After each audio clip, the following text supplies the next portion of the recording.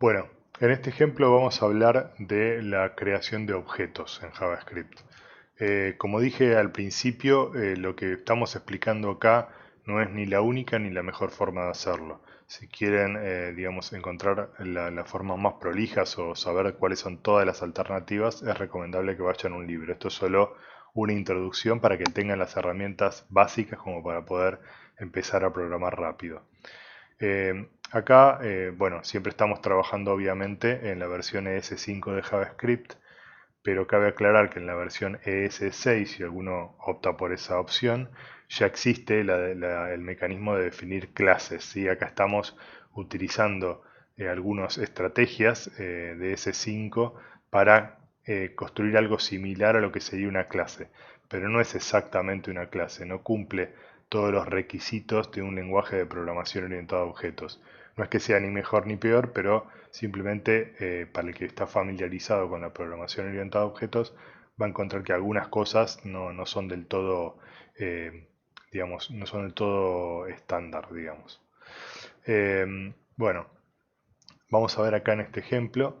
Acá tenemos un HTML con un solo script y tenemos una función que se llama onObjeto. Esta función es en realidad una función constructora. La diferencia entre una función común y una constructora tiene que ver con cómo la invocamos. No hay diferencia en la definición. Uno para definir una función simplemente pone function, un nombre y cuáles son sus argumentos. Veamos lo que hay acá. Tenemos que el argumento valor 1, valor 2 y valor 3 son los argumentos principales de la función. Y luego acá tenemos dos variables que están definidas adentro de la función.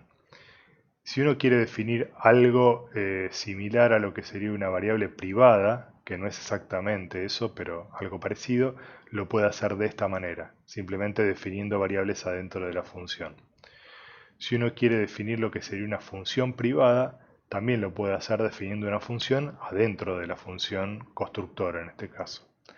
Y si utiliza la palabra reservada this, punto, y el nombre de un método, lo que está haciendo es colgando del objeto nuevo que vamos a crear un atributo en el cual vamos a enganchar una función. Sería el equivalente a lo que sería un método en programación orientada a objetos. Ahora, todos se preguntarán, bueno, pero ¿por qué puso la palabra this y cómo es que se crea este objeto? Vamos a ir acá abajo y vamos a ver esta línea que es la más importante. Cuando uno pone la palabra reservada new antes de una función, lo que hace JavaScript es crear un objeto vacío, ¿sí? Un objeto vacío uno lo puede hacer explícitamente así, supongamos que uno pone la variable obj igual doble llave, eso es un objeto vacío. Si uno, por ejemplo, dice lo siguiente,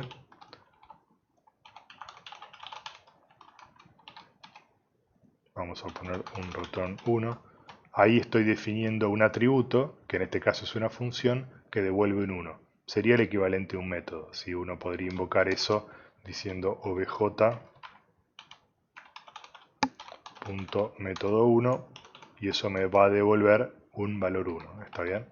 Ahora, cuando uno quiere hacer esto de forma más, no más prolija, podría haber hecho la definición también de esa manera, pero en este caso estamos diciendo a JavaScript que cree un objeto nuevo, que se lo pase como argumento a esta función, no un argumento de esta lista, sino es un argumento que está implícito, y ese argumento se puede referenciar con la palabra this. O sea, ese objeto vacío que es pasado a la función cuando uno lo invoca con el new, se puede referir internamente por la palabra clave this.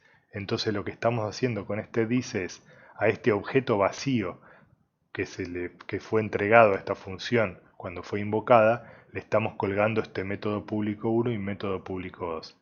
Acá verán que no hay un return, pero en realidad implícitamente la variable o está recibiendo ese objeto vacío que va a ser poblado o digamos definido o llenado por esta función constructora. O sea, en resumen, cuando uno invoca a una función con la palabra clave new adelante, lo que está haciendo es transformando esta función en una función constructora que va a devolver un objeto. Pero aunque no hay un return acá explícito al final de la función constructora, eso está ocurriendo. Es decir, el objeto vacío llega a la función, con la palabra clave this podemos asignarle atributos o métodos que querramos, y luego al final en la variable o va a quedar todo ese conjunto de métodos y atributos. Entonces, ¿cómo puede hacer uno para crear algo similar a lo que sería un objeto a través de una clase?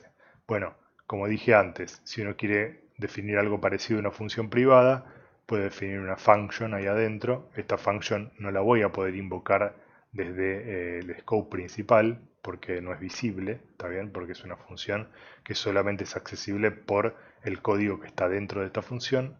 Sin embargo, si yo invoco acá abajo, como está en el console log, o.método público 1, sí voy a poder accederlo, porque todo lo que defina con el this es visible desde afuera. Vamos a ver acá qué es lo que resulta de la ejecución de este código. Y acá, bueno, ven que el resultado de método público 1, ¿sí?, es el resultado A1, en este caso. ¿Sí? Acá vemos los parámetros y lo que está devolviendo es el valor de A, en este caso. Y después, acá vemos que aparecen variables privadas secreto 1 y 2, ¿sí?, que son estas variables que están acá. ¿Y por qué aparecen ahí en la consola? Porque yo estoy simplemente incluyéndolas acá en el console log. Y como en este console log está dentro de este método que está dentro de esta función, estas variables privada 1 y privada 2 son accesibles desde este lugar. Vamos a volver a ampliar. Entonces, en resumen, esto es un mecanismo básico para crear o definir una clase e instanciar objetos.